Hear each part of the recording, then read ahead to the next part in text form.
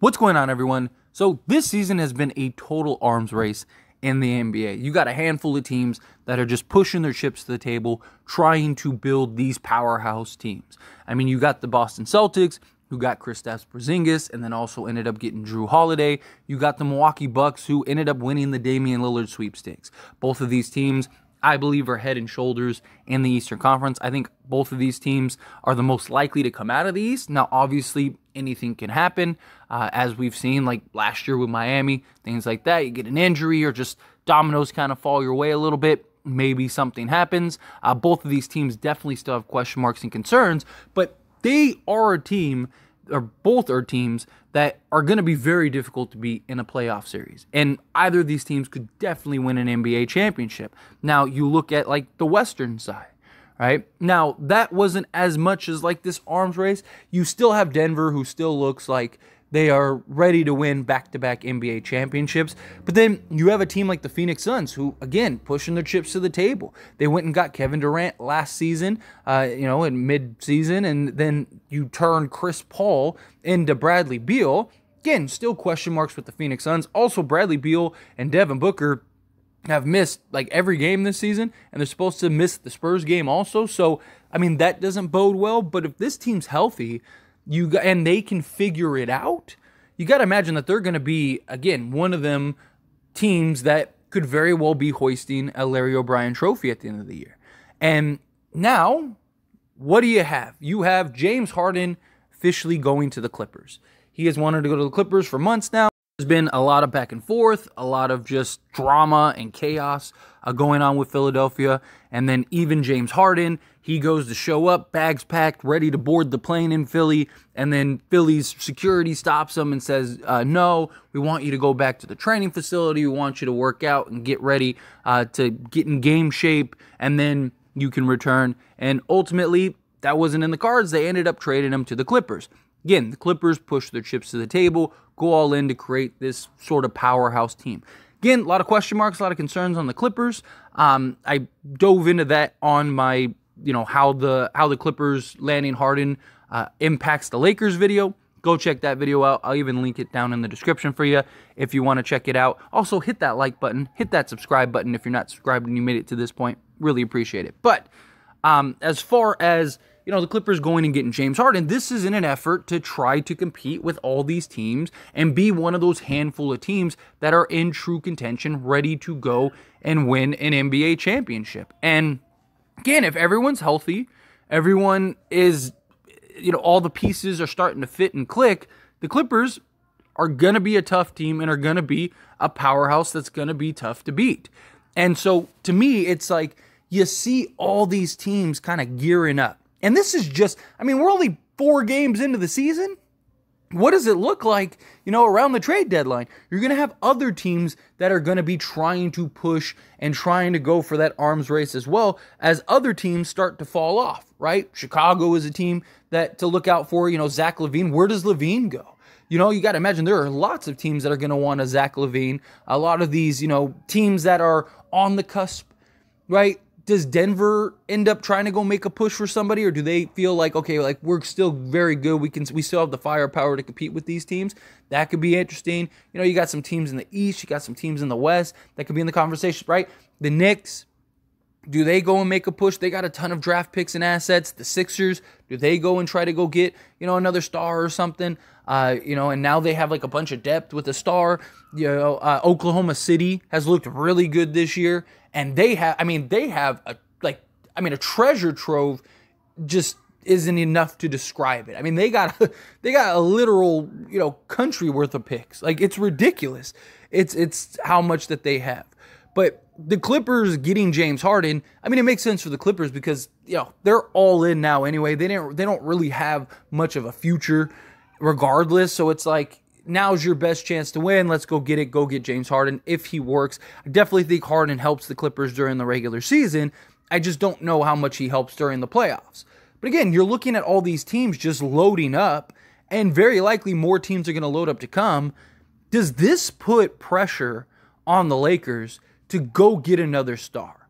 Now, obviously, if a right deal is there, Rob Pelinka is going to take it regardless, right? Like, even if all these teams didn't load up, right? If Kyrie becomes available and Rob Pelinka can get that deal done for, what he has, he probably gets that done regardless. Same thing with like a DeMar DeRozan, if he can get that done, or a Zach LaVine, or, there's talks about like Trae Young potentially wanting out, like stuff like that.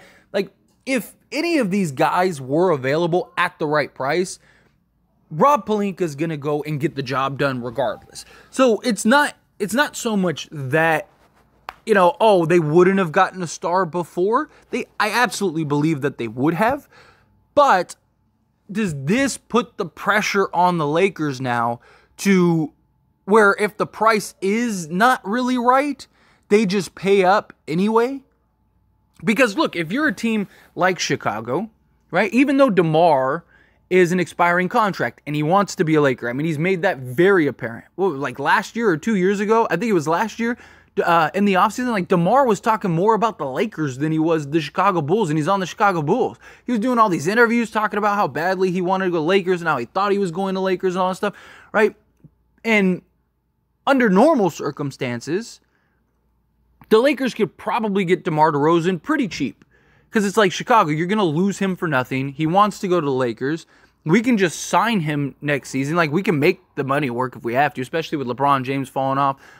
D'Lo is probably going to want some more money if he continues to have a good season, so his money falls off, right? Like, the Lakers have young guys that they could always just unload if need be to clear some salary to sign him in another piece or something. Like, there's always ways to figure it out. And Rob Pelinka has shown that he is capable of figuring it out, right? So, if this was under normal circumstances, you could probably get DeMar for like, D'Lo and, another add-on piece to make them salary work, and then, get maybe a protected first or something. Where now, if it's Chicago, you're like, hey, you got the Clippers and the Suns to worry about, and that was not even counting the Denver Nuggets.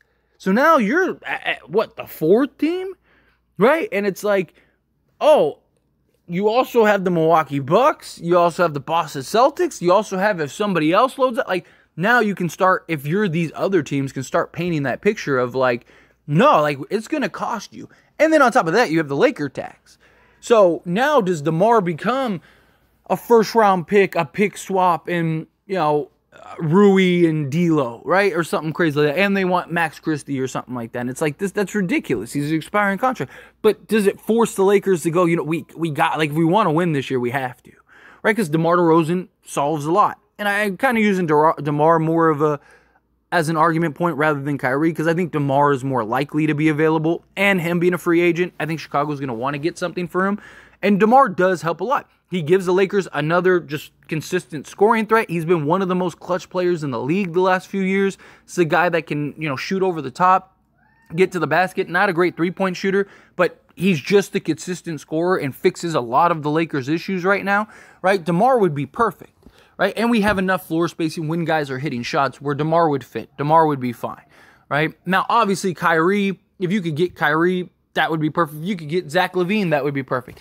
I don't know if Dallas blows it up this year, right? Even if Dallas is pretty bad, I think they try to give it a year or two. And then also, like, we just don't have enough to compete for, like, the big stars, right? Like, if Joel Embiid became available, like, yeah, if we could get Joel, that would be great. But we're not out competing the Knicks and the Thunder and, teams like that have all this talent and have all these draft picks and stuff. We just don't have enough to keep up with that, right? So it's got to be sort of like a mid-tier star or somebody that really wants to go to Lakers and will only choose. Like Trae Young, if he became available, he might actually push to go solely to the Lakers, but I don't really know how I feel about Trae Young. To me, it's kind of like Kyrie or DeMar DeRozan, right? Like, do the Lakers need that firepower now? Again, I fully believe that Rob Pelinka will do whatever it takes. And if the right deal comes along, he'll pull the trigger on that deal. But it's just, you're looking at all these teams with all this firepower. And look, the Lakers are still, in my opinion, the deepest team in the league. They just need to figure it all out, right? And you're starting to see guys figure it out. Christian Wood is starting to come around. Taurean Prince has been solid. He's just been inconsistent. We need him to get consistent, and he'll be fine, but I'm not worried about him. He's a veteran that's proven in this league. He'll get consistent. He'll be okay. D'Lo just went off and had a great game. Is that the beginning of him kind of getting back to being the D'Lo we know and love? If it is, then that's even better because now he's, locked in, loaded, and now we got that third option. Austin Reeves, you got to imagine at some point is going to pick it up and turn it around. Rui Hachimura had a great game. Jared Vanderbilt still hasn't played a game yet. Once we start getting all the pieces to the puzzle here, Lakers are still going to be very good, right? But the Lakers do still have some issues, and Lakers do still have some holes, right? And maybe you don't even need, a Kyrie or, a DeMar or something like that, right? I really think DeMar is the most likely scenario. I really do. I really think DeMar probably ends up being a Laker at some point this season. Laker Domus prediction for you. Just because I think Chicago's not going to be good enough, and they're going to end up having no choice but to blow it up there. But I also think in the same breath, maybe not a star, but if Indiana falls apart, Buddy Hield and Miles Turner, if you could get them, I think fixes and solves a lot, right? Because now you got that size, you got the center. AD can play the 4 full time, right? You got that dead-eye shooter in Buddy Hield. You got, a 3-and-D center in Miles Turner. I think that's something else where it's yes, you don't get that elite offensive player, but you got more offense, you got better shooting, and you also just are the best defensive front court in the league. It's good, better long-term, all that stuff where DeMar would kind of just be right now, right, because of his age. But he has been Mr. Healthy. He has been Mr. Reliable. So that's good too, especially with LeBron and AD very likely missing games this year. It'd be nice to have a guy in DeMar DeRozan who, he misses, or he only misses like a handful of games a season, if that. I definitely think that there's some pressure on the Lakers. I don't know if it's desperate, but I think it would be nice, right? I think it'd be a little more comforting where it's because the Lakers have so much depth, they could unload. If you trade Rui and D'Lo, right, then you still have plenty of depth. If it was me personally, I would love to go get, and maybe I'll dedicate a video to this, a full video, but go get Andre Drummond, Alex Caruso, and DeMar DeRozan. Can you get those 3 guys, right, and give up Rui, D'Lo, and then, Jalen Hood-Schifino or something like that, a little add-on, right? Give up those. Because now, yes, you're losing D'Lo, you're losing Rui, but you're getting DeMar DeRozan, you're getting Alex Caruso, who can be a 3-and-D guy for you. Got some good size, plays off of LeBron well, won an NBA championship alongside LeBron. And you got Andre Drummond as a backup center, right, that come in and just gives you another body to throw at the Jokic's of the world. And he's been one of the best backup centers in the league all year, right? Just things like that.